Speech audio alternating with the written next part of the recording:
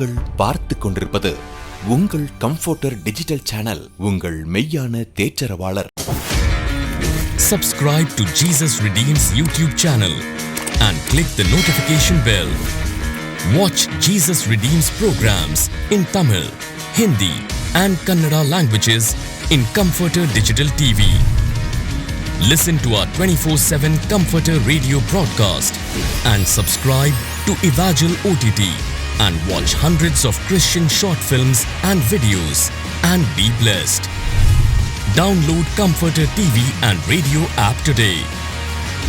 Make use of Jesus Redeems programs available on various social media platforms. Spread the revival fire. Nalumavadi தேவனுடைய கூடாரத்தில் விடுதலை முகாம். பாவ கட்டுகளா, கடன் தொல்லையா, தீராத வியாதியா, பிசாசின் போராட்டமா? நீங்கள் விடுதலையை பெற்றுக்கொள்ள உங்களுக்காகவே இந்த முகாம். 2 வருஷமா தண்டோட எலும்பு உடஞ்சு போச்சு, கீழவே குனிய முடியாது. ஆப்ரேஷன் பண்ணணும்னு சொன்னாங்க. இங்க வந்தா சுகமாயிடுன்னா என்னால உட்காரவே முடியல, படுத்துட்டு ரொம்ப அழுதேன். நீங்க இப்ப ஏந்திரிக்க சொன்னீங்களே, என்னால ஏந்திரிக்க முடியல. அப்புறம் கொஞ்ச நேரம் கழிச்சு நீ ஏந்திரின்னு ஏதோ சொன்ன மாதிரி இருந்தது. இதை போட்டாதான் என்னால உட்கார முடியும், கீழே குனியவே முடியாது. இல்லாம ஒரு வேலை கூட செய்ய முடியாது, வலிக்கும். அல்லாக்க மட்டும்தான் படுக்கலாம், ஒரு நிமிஷம் படுக்கவே முடியாது. இப்ப எல்லாம் எடுத்துட்டீங்க. மே மாதம் 30ஆம் தேதி காலை 9 மணி முதல் மே மாதம் 31ஆம் தேதி மதியம் 3 மணி வரை நடைபெறும். தேவ செய்தி சகோதரர் மோகன் சிலாஸ்ரஸ் மற்றும் தேவ ஊழியர்கள். இயேசு கிறிஸ்துவின் நாமத்தில் எனக்கு சுகம் உண்டாகணும், இயேசு கிறிஸ்துவின் நாமத்தில் எனக்கு ஒரு விடுதலை உண்டாகணும், இயேசு கிறிஸ்துவின் நாமத்தில் எனக்கு ஒரு அற்புதம் நடக்கணும் அப்படி நீங்கள் கேட்கும் பொழுது இயேசு உங்க பக்கத்துல வந்து உங்களுக்கு அற்புதம் செய்வார். வாருங்கள், மெய்யாகவே விடுதலையாவீர்கள். திரும்பி செல்ல அனைத்து ஊர்களுக்கும் பேருந்து வசதி மற்றும் ரயில் வசதி உண்டு. தொடர்புக்கு 0463535333 மற்றும் 0463935335.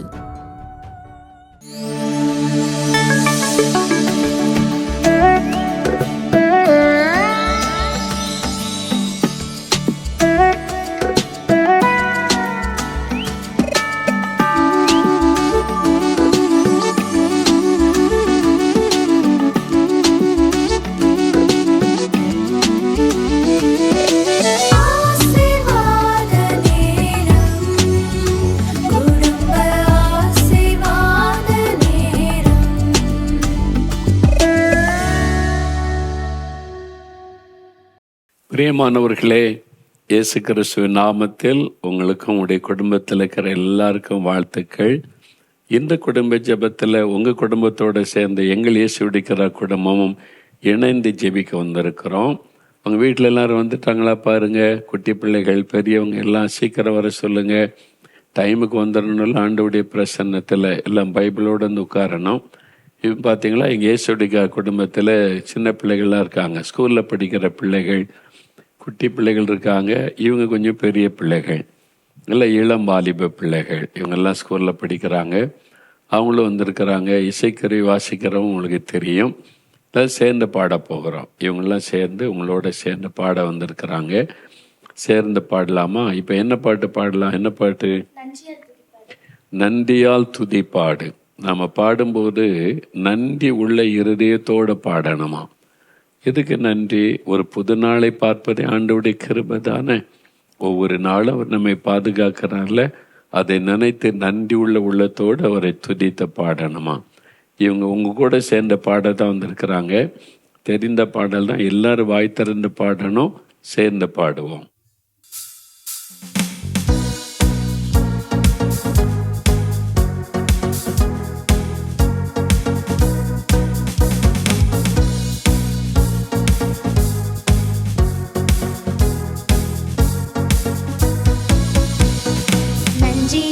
துதி பாடு, நம் இயேசுவை உள்ளத்தால் என்றும் பாடு. நன்றியால் துதி பாடு,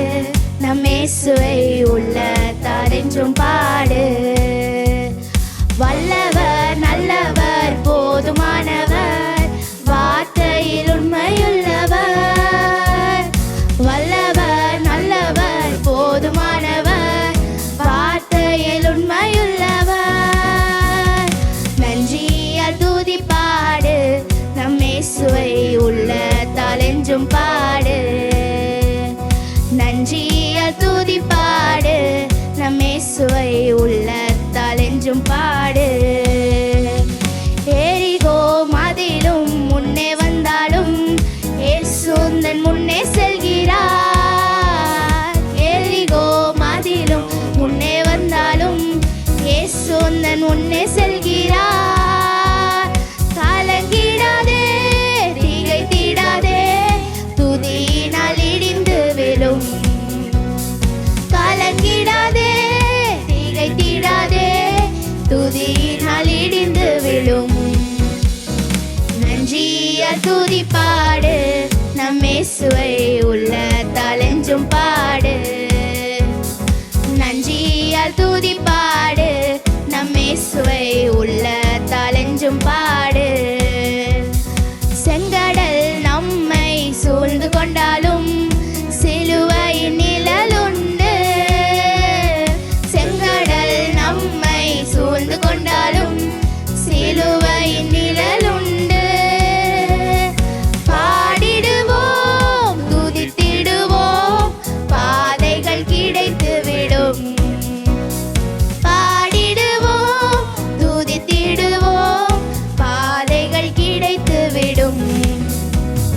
நன்றியால் துதி பாடு, நம் இயேசுவை உள்ளத்தால் என்றும் பாடு. நன்றியால் துதி பாடு, நம் இயேசுவை உள்ளத்தால் என்றும் பாடு. நன்றியால் அவரை உள்ளத்தின் ஆழத்திலிருந்து துதித்த பாடும்போது ஆண்டவருடைய பிரசன்ன நம்மை நிரப்பி ஆட்கொள்ளும். சரி, இன்னொரு பாட்டு பாடலாமா? என்ன பாட்டு பாடலாம்? மகிழ்வோம் மகிழ்வோம். மகிழ்வோமா? சந்தோஷமா இருக்கீங்களா? எல்லாருக்கும் தெரிஞ்ச பாட்டாமா கை தட்டி சத்தமாக அவங்க வீட்டிலேருந்து பாட்டு சத்தம் கேட்கணும். அது மாதிரி பாடணும். வாயை திறந்து எல்லாருமே ஆண்டவரை துதித்த பாடணும். பாடலாமா?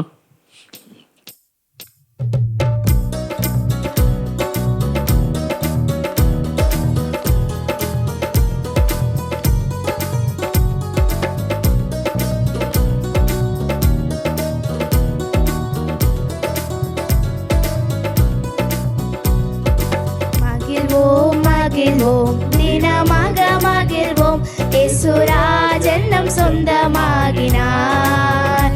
மகிழ்வோம் மகிழ்வோம், தினமாக மகிழ்வோம், இயேசுராஜன் நம் சொந்தமாகினார்.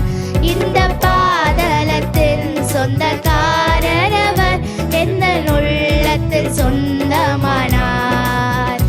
இந்த பாதலத்தின் சொந்தக்காரரவர், எந்த உள்ளத்தில் சொந்தமானார். ஆனந்தமே பரமானந்தமே, இது மாபெரும் பாக்கியமே. ஆனந்தமே பரமானந்தமே, இது மாபெரும் பாக்கியமே. இந்த பாதலத்தின் சொந்தக்காரரவர், எந்த உள்ளத்தில் சொந்தமானார். இந்த பாதலத்தின் சொந்தக்காரரவர், எந்த உள்ளத்தில் சொந்தமானார். சின்னஞ்சிறு வயதில் என்னை குறித்து விட்டார், தூரம் போகிலும் கண்டு கொண்டார். சின்னஞ்சிறு வயதில் என்னை குறித்து விட்டார், தூரம் போகிலும் கண்டு கொண்டார். தமது ஜீவனை எனக்கும் அளித்து ஜீவன் பெற்றுக்கொள் என்றுரைத்தார். தமது ஜீவனை எனக்கும் அளித்து ஜீவன் பெற்றுக்கொள் என்றுரைத்தார். ஆனந்தமே பரமானந்தமே, இது மாபெரும் பாக்கியமே. ஆனந்தமே பரமானந்தமே, இது மாபெரும் பாக்கியமே. இந்த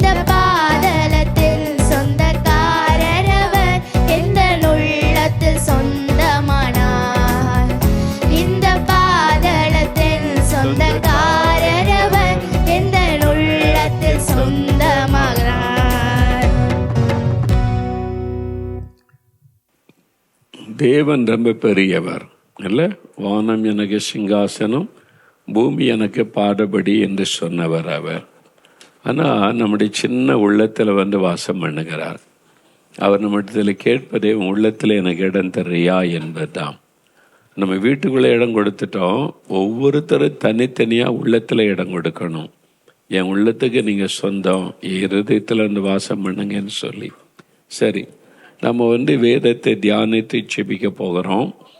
உங்களுக்காக ஜெபிக்க வேண்டிய ஜெப குறிப்புகளை ப்ரேயர் டேயில் எழுதி வைக்க எழுதியிருக்கீங்களா?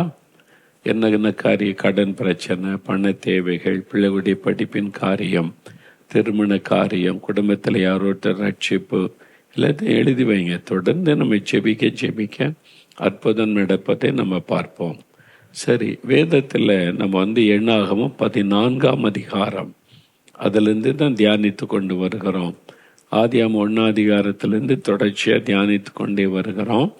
இப்போ எண்ணாகமும் 14ஆம் அதிகாரம், அதாவது பழைய ஏற்பாட்டில் 187வது பக்கம் எடுத்துக்கொள்ளுங்களேன். இப்போ வந்து வேதத்தில் அந்த பகுதி எண்ணாகமும் 14ஆம் அதிகாரத்தில் 12ஆம் வசனத்திலிருந்து 16 வரைக்கும் வாசித்தீங்கன்னா ஆண்டவர் ஒரு காரியத்தை சொல்கிறார்.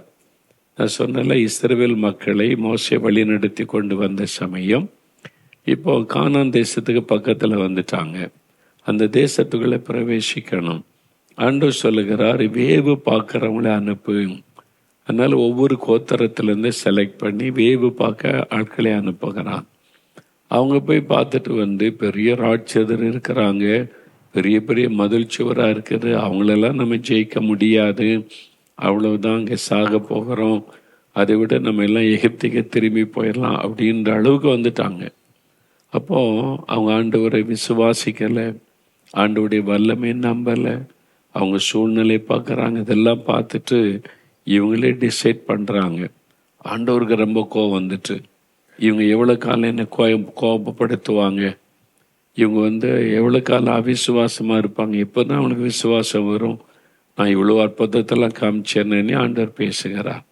அந்த சமயத்தில் தான் மோசைகிட்ட ஆண்டவர் சொல்கிறாரு, 12ஆம் வசனத்திலேருந்து பாருங்க, நான் அவர்களை கொள்ள நோயினால் வாதித்து சுதந்திரத்திற்கு புறம்பாக்கி போட்டு அவர்களை பார்க்கிலும் உன்னை பெரிதும் பலத்தருமான ஜாதி ஆக்குவேன் என்றார். இந்த ஜனங்களாம் என்னை விசுவாசிக்க மாட்டேங்கிறாங்க, முறுமுறுக்கிறாங்க, சந்தேகப்படுறாங்க, அவங்க வேண்டாம் மோசே, அவங்களெல்லாம் அழிச்சு போட்டுடுறேன், உன்னையும் உன் குடும்ப சந்ததியை நான் பெருக பண்ணுகிறேன் அப்படின்னு ஆண்டவர் சொல்கிறார். இந்த மாதிரி நம்மகிட்ட ஆண்டவர் சொன்னால் இப்படி நினைப்போம், ஓ எல்லாரும் பாவிகள் அப்பா, நம்ம தான் ஆண்டவருக்கு பிரியமாக இருக்கிறோம், அதனால தான் கர்த்தர் அப்படி சொல்லுகிறார், பெருமை தலைக்கு மேலே ஏறிடும்ல, அப்படிலாம் இருக்கக்கூடாது. ஆண்டவர் நம்ம குறித்து சாட்சி கொடுக்கும்போது இதுக்கெல்லாம் எங்களுக்கு என்ன தகுதி, ஆண்டவரே உம்முடைய கிருபைன்னு நம்ம இன்னும் தாழ்த்தணும். அதனால் மற்றவங்களை வந்து நம்ம ரொம்ப தாழ்வாக நினச்சிடக்கூடாது, பெருமைக்கு இடம் கொடுத்துடக்கூடாது. இப்போ கர்த்தர் வந்து மோசேகிட்ட சொல்கிறார் இந்த மாதிரின்னு. அப்போ மோசே பாருங்க, மோசே கர்த்தரை நோக்கி, எகிப்தியர் இதை கேட்பார்கள், அவர்கள் நடுவில் இருந்து உம்முடைய வல்லமையினாலே இந்த ஜனங்களை கொண்டு வந்தீரே, கர்த்தராகிய நீர் இந்த ஜனங்களின் நடுவே இருக்கிறதையும் கர்த்தராகிய நீர் முகமுகமாய் தரிசனமாகிறதையும் உம்முடைய மேகம் இவர்கள் மேல் நிற்கிறதையும் பகலிலே மேகத்தூணிலும் இரவில் அக்கினி தூணிலும் நீர் இவர்களுக்கு முன் செல்லுகிறதையும் கேட்டிருக்கிறார்கள். இந்த தேசத்தின் குடிகளுக்கும் சொல்லுவார்கள், ஒரே மனிதனை கொல்லுகிறது போல இந்த ஜனத்தை எல்லாம் நீர் கொல்லுவீரானால் அப்பொழுது உம்முடைய கீர்த்தியை கேட்டிருக்கும் புறஜாதியார் கர்த்தர் அந்த ஜனங்களுக்கு கொடுப்போம் என்று ஆணையிட்டிருந்த தேசத்திலே அவர்களை கொண்டு போய் விடக்கூடாதே போனபடியால் அவர்களை வனாந்தரத்திலே கொண்டு போட்டார் என்பார்களே. பார்த்தீங்களா, மோசே எவ்வளோ கவனமாக பேசுகிறார். ஆண்டவர் சொல்கிறாரு, இவங்களை நான் அழிச்சிடறேன், விசுவாசிக்க மாட்டேங்கிறாங்க, முறுமுறுக்கிறாங்க, ஒன்று நான் பெரிய ஜாதியாக்கி கானானுக்குள்ளே கொண்டு போகிறேன்னு சொல்கிறார். கர்த்தரால் முடியுமா? முடியும். ஒரு ஆளை வச்சு உங்களோட உலகத்தை சிருஷ்டித்த தேவனாலே முடியும். ஆனால் மோசே என்ன சொல்கிறாரு, ஆண்டவரை இப்படி நீங்கள் பண்ணுனா எகிப்தியர் என்ன நினைப்பாங்க, அவங்க கடவுளை ஏமாற்றி கூட்டிகிட்டு போனார், அவரால் வந்து கானான் தேசத்தில் கொண்டு போக முடியல, பாதியில் கொன்று போட்டார்னு சொல்லுவாங்களே, உங்கள் நாமத்துக்கு அவமானம் வரும், உங்கள் நாமத்துக்கு இழுக்கு வரும், எல்லாரும் உங்களை குற்றப்படுத்துவாங்க, வேண்டாண்டவரே அப்படின்னு சொல்லி ஜெபம் பாருங்க. மோசே எவ்வளோ ஒரு அருமையான தெய்வ மனிதர்ல. அவருடைய சிந்தனை எல்லாம் ஆண்டவர் மேலே, ஆண்டோடைய காரியத்தில் ரொம்ப கவனமாக இருக்குது. எங்களுக்கு வேணா மகிழ்ச்சியாக இருக்கலாம், ஆண்டவர் என்னை தெரிந்து கொண்டார், என்னை உங்களுக்கு அவமானம், உங்களுக்கு பேர், உங்களுடைய வல்லமைக்கு ஒரு அவமானம், உங்களால் முடியலன்னு மற்றவங்க பேச ஆரம்பிச்சிருவாங்க, அது வேண்டாம் ஆண்டவரே அப்படின்னு சொல்லி அவர் பாருங்க, ஆண்டோட்டத்தில் கர்த்தர் நீர் நீடிய சாந்தமும் மிகுந்த கிருபையும் உள்ளவர். 17ஆம் வசனத்தில் அக்கிரமத்தையும் மீறுதலையும் மன்னிக்கிறவர் என்றும் குற்றமுள்ளவர்களை குற்றமற்றவர்களாக விடாமல் பிதாக்கள் செய்த அக்கிரமத்தை பிள்ளைகளிடத்தில் 3ஆம் 4ஆம் தலைமுறை மட்டும் விசாரிக்கிறவர் என்றும் நீர் சொல்லி இருக்கிறபடியே என் ஆண்டவருடைய வல்லமை பெரிதாய் விளங்குவதாக. உமது கிருபையினுடைய மகத்துவத்தின்படியையும் எகிப்தை விட்டது முதல் இந்நாள் வரைக்கும் இந்த ஜனங்களுக்கு மன்னித்து வந்ததன்படியையும் இந்த ஜனங்களின் அக்கிரமத்தை மன்னித்தருளும் என்றான். அப்பொழுது கர்த்தர் உன் வார்த்தையின்படியே மன்னித்தேன் என்றார். பார்த்தீங்களா, ஆண்டவர் கோபத்தோடு நிற்கிறார். மோசே பரிந்து பேசுகிறார், ஆண்டவரை மன்னிச்சிருங்க, இறக்க செய்யுங்க, எத்தனையோ முறை மன்னிச்சிங்க, இந்த முறை மன்னிச்சிருங்க, பரிந்து பேசுவார். ஆண்டவரிடத்தில் இந்த மக்கள் அழிவுக்கு பாத்திரம், ஆனால் கர்த்தரிடத்தில் பரிந்து பேசி ஆண்டவர் சொல்ல உன் வார்த்தையின்படியே மன்னித்தேன். மோசே உண்மையான ஒரு நல்ல இருதயத்தோட தேவ சமூகத்தில் இந்த ஜனங்களுக்காக மன்றாடி செபித்ததுனால மோசே உன்னுடைய சொற்படியே நான் மன்னித்தேன்னு சொல்றார். இவ்வளோ ஆச்சரியம் இல்லை? தேவாதி தேவன் அவ்வளோ பெரிய ஆண்டவர் ஒரு மனுஷனை பார்த்து சொல்ல, நீ கேட்டுக்கிட்டல, சரிப்பா நீ கேட்டுக்கொண்டதுனால மன்னிச்சிட்டேன்டார். இன்னைக்கு இந்திய தேசத்தை பாருங்க, எவ்வளோ பாவங்கள் சாபங்கள் நிறைந்திருக்கிற தேசம். பேயை கூட கடவுளை வணங்குறாங்க. எதெல்லாம் மந்திரவாதம் செய்யறதுக்கு பில்லி சுனி செய்ய பயன்படுத்துகிறாங்களோ அதே ஆவிய கடவுள்னு கும்பிட்றாங்க. மனிதர்களை தெய்வம்னு சொல்கிறாங்க. எத்தனையோ மூட நம்பிக்கை பழக்க வழக்கங்களால தேவனை துக்கப்படுத்துகிறாங்க. அவன் நடந்து கொள்கிற விதெல்லாம் பாருங்க, தேவனை துக்கப்படுத்துகிற காரியம். பாவம் பெருகிவிட்டது தேசத்தில், அக்கிரமங்கள் மீறுதல்கள் பெருகிவிட்டது, துணிகரமாக பாவம் செய்கிற மக்கள் பெருகிட்டாங்க. அப்படிப்பட்ட ஒரு தேசத்தில் தான் நம்ம இருக்கிறோம். இப்போ அந்த தேசத்தை பாருங்க, இப்போ அந்த மக்களை பார்க்கும்போது ஆண்டவருக்கு கோபம் வரும்ல. ஐயோ, இந்த மக்கள் என்ன வணங்காம என்னால் சிருஷ்டிக்கப்பட்டதெல்லாம் வணங்குறாங்க. நான் தான் சூரியனை உண்டாக்கினேன், என்னை விட்டுட்டு சூரியனை வணங்குறாங்க. நான் தான் சந்திரனை உண்டாக்கினேன், என்னை விட்டு சந்திரனை வணங்குறாங்க. நான் தான் நட்சத்திரங்களை சிருஷ்டித்தேன், என்னை விட்டு நட்சத்திரங்களுக்கெல்லாம் பெயர் வச்சு அதை நீங்கள் பெருசாக நினச்சி கும்பிட்றாங்க. அப்போ இதெல்லாம் தேவனுடைய உள்ளத்தை துக்கப்படுத்துகிற காரியம். இப்போ இந்த மாதிரி நிலைமையில் இருக்கிற மக்களுக்காக என்ன செய்யணும்? மோசே மாதிரி நம்ம திறப்பில் நின்று பரிந்து பேசணும்.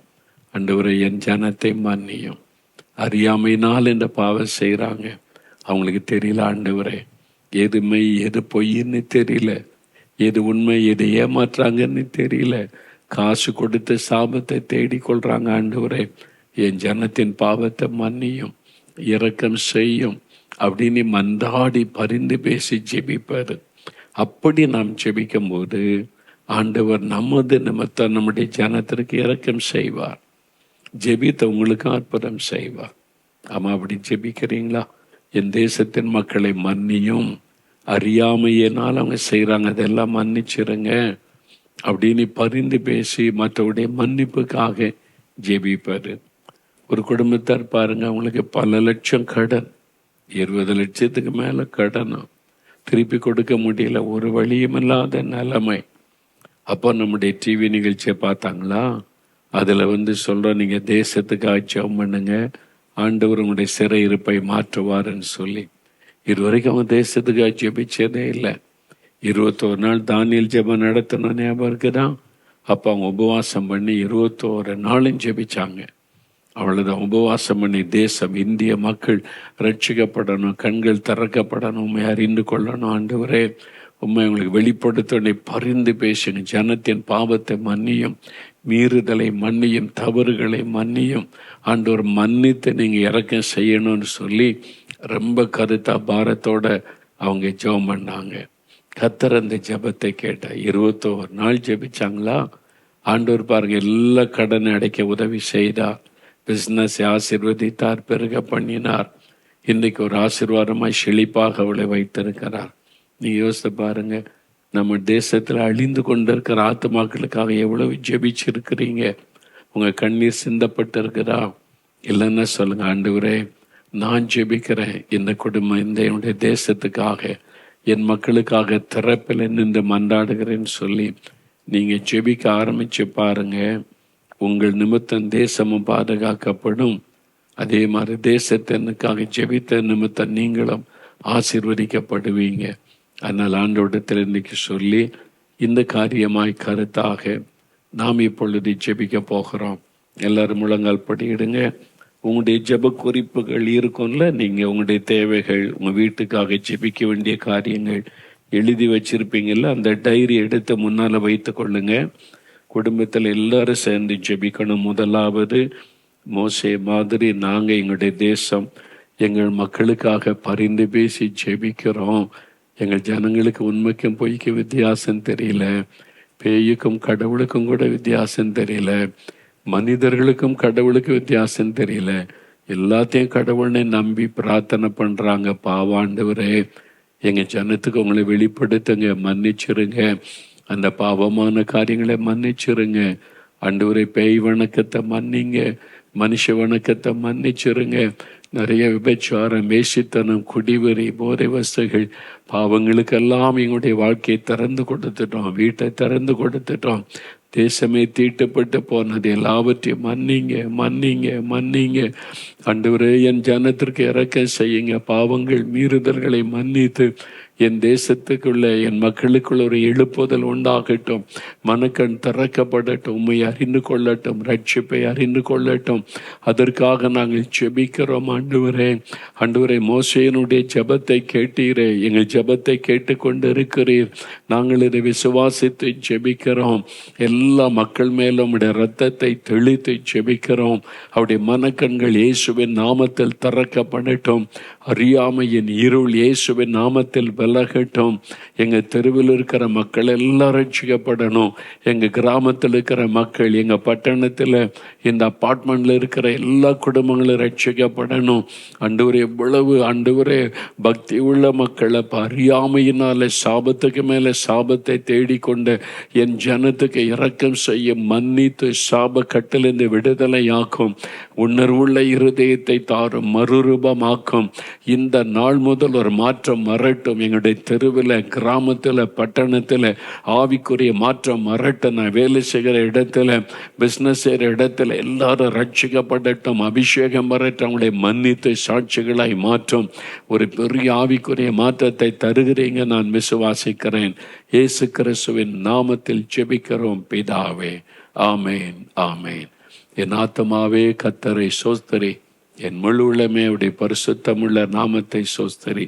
என் ஆத்துமாவே கர்த்தரை சோஸ்தரி, அவர் செய்த சகல உபகாரங்களை மறவாதே. ஆமேன், ஆமேன்.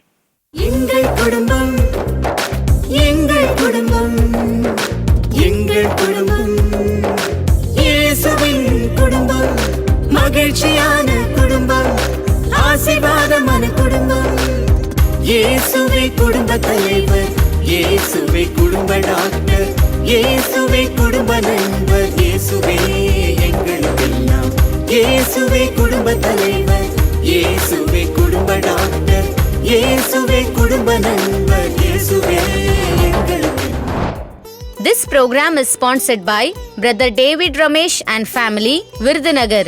Happy wedding anniversary, Mr. David Ramesh and Mrs. Belshia. யோபு 5:9 படி, ஆராய்ந்து முடியாத பெரிய காரியங்களையும் எண்ணி முடியாத அதிசயங்களையும் கர்த்தர் உங்களுக்கு செய்வாராக.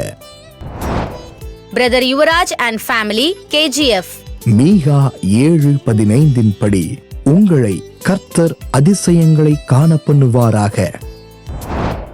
Mr. Paul Mohandas and Mrs. Vasanthi Mohan, K. Pudur, Madurai. உபாகமம் 28:1 படி கர்த்தர் பூமியில் உள்ள சகல ஜாதிகளிலும் உங்களை மேன்மையாக வைப்பாராக. Sister Anisha Paul and family, Kottayam, Kerala. யாத்ராகமம் 34:24 படி உங்கள் எல்லைகளை கர்த்தர் விஸ்தாரமாக்குவாராக. Sister Jemima Samuel and family, Tirunelveli. ஏசாயா 54:3 படி நீங்கள் வலதுபுறத்திலும் இடதுபுறத்திலும் இடங்கொண்டு பெருகுவீர்களாக. Sister Lalita Angus and family, Nagarkoil. எபிரேயர் 6:14 படி கர்த்தர் உங்களை ஆசீர்வதிக்கவே ஆசீர்வதித்து பெருகவே பெருக பண்ணுவாராக. Sister Lalita Selvaraj and family, Chennai. யோசுவா 1:5 படி நீங்கள் உயிரோடு இருக்கும் நாளெல்லாம் ஒருவனும் உங்களுக்கு முன்பாக எதிர்த்து நிற்பதில்லை. Alice Automobile and Service, Bangalore. சங்கீதம் 115:14 படி கர்த்தர் உங்களையும் உங்கள் பிள்ளைகளையும் வர்த்திக்க பண்ணுவாராக. அன்பானவர்களே, நீங்களும் தொலைக்காட்சி ஊழிய பங்காளராகிட தொடர்பு கொள்ள வேண்டிய தொலைபேசி எண் 9922246611. இமெயில் முகவரி partners@jesusfilms.org. இனிய இல்லறம் நேயர்களுக்கு ஒரு அரிய வாய்ப்பு. கர்த்தருடைய சித்தத்தின்படி தொடங்கப்பட்ட இனிய இல்லற நிகழ்ச்சியில் வருகின்ற பாடல்கள் மற்றும் நாடகங்கள், ஏறெடுக்கப்படுகின்ற ஜெபங்கள், தேவ செய்திகள் மூலமாக அநேக குடும்பங்கள் சந்தோஷமும் சமாதானமும் பெறுகின்றன. உங்களுடைய குடும்பத்தில் நீங்கள் பெற்றுக்கொண்ட அற்புதங்களையும் நன்மைகளையும் எங்களுக்கு தெரியப்படுத்துங்கள். உங்களுடைய சாட்சிகளை ஆடியோ அல்லது வீடியோ மூலமாக தெரியப்படுத்தலாம். உங்களுடைய சாட்சிகளை அனுப்ப வேண்டிய தொலைபேசி எண் 7596510000.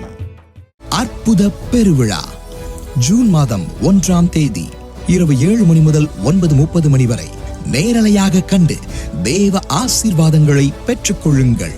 தொடர்புக்கு 046393533535. God bless you.